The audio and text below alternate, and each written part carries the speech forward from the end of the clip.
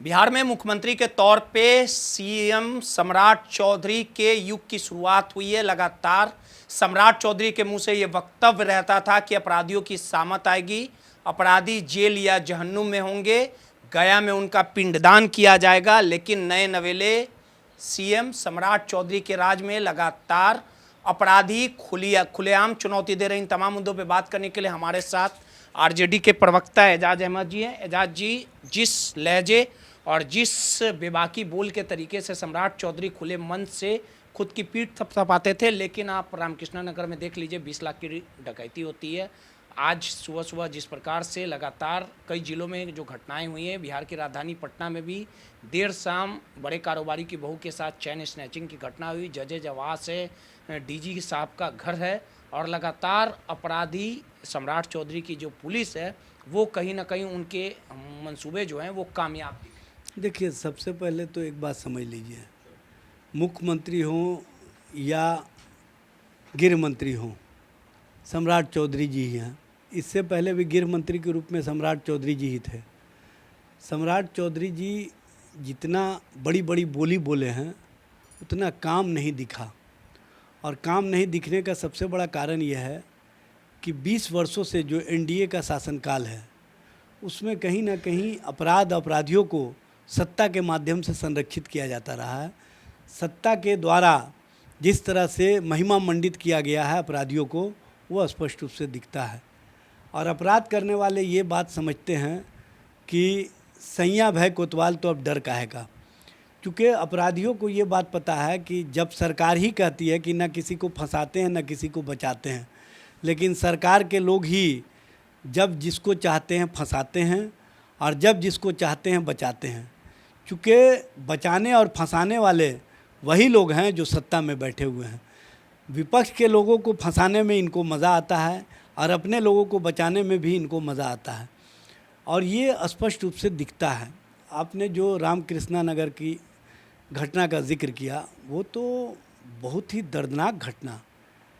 जो दुकानदार है उसको रिवाल्वर के बट से मारा गया, उसके सारे सोने और गहने लूट लिए गए, जो नगद था वो भी लूट लिए गए, और जो महिलाएं वहाँ पर उस कारोबारी के यहाँ सोना खरीदने के लिए गई हुई थी उनके साथ भी दुर्व्यवहार किया गया।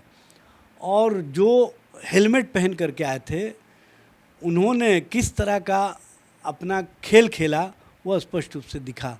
और ऐसा लगा ही नहीं कि ये पटना शहर में जो सबसे पॉश इलाके हैं रामकृष्णा नगर, वहाँ पर इस तरह की घटनाओं का होना ये स्पष्ट रूप से प्रमाणित करता है कि बिहार में अब सरकार और सरकार नाम की चीज़ नहीं है।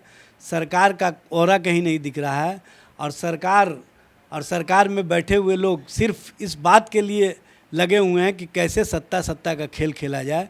और जब सरकार में बैठे हुए लोग ही सत्ता के खेल में लगे होंगे तो अपराधी भी अपराध करने में तल्लीन रहेंगे, यह स्पष्ट रूप से दिखता है।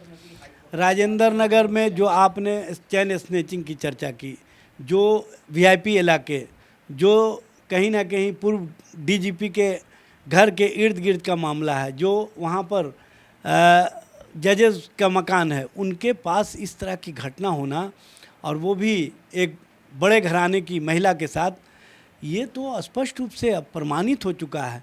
इसी तरह से आपने देखा होगा कि घर में घुस करके गोली चलाने का काम किया गया एक बड़े कारोबारी की। इसी तरह से आपने देखा होगा पारस हॉस्पिटल में इनके गृह मंत्री रहते हुए घटना हुई, और अब तक उस घटना का उद्भेदन नहीं हुआ कि इसमें कौन कौन लोग की संलिप्तता थी और किस तरह से हत्याएं की गई। कल वैशाली में इस तरह की घटना हुई, समस्तीपुर में घटना हुई, राज्य भर के सभी ज़िलों में लगातार घटनाएं हो रही हैं, और घटनाओं में वही लोग शामिल हैं जिनको सत्ता का संरक्षण मिला हुआ है। और सत्ता के संरक्षण के कारण अपराध करने वालों को पुलिस और प्रशासन चाहकर भी उन पर कार्रवाई नहीं कर पाती है, क्योंकि अपराधियों को बचाने वाले ज़्यादा सक्रिय हैं, अपराधियों को पकड़ने वालों से ये स्पष्ट रूप से दिखता है। चलिए, सीधे तौर पे आरजेडी के प्रवक्ता थे, इनका साफ तौर पे कहना है कि सम्राट युग में विधि व्यवस्था पूरी तरह से चौपट हो गई है और सम्राट चौधरी की पुलिस पस्त नजर आ रही है, और बिहार में लॉ एंड ऑर्डर पूरी तरह से खराब हो चुका है। सहयोगी राहुल के साथ रोहित, माई पीटीआई समाचार, पटना।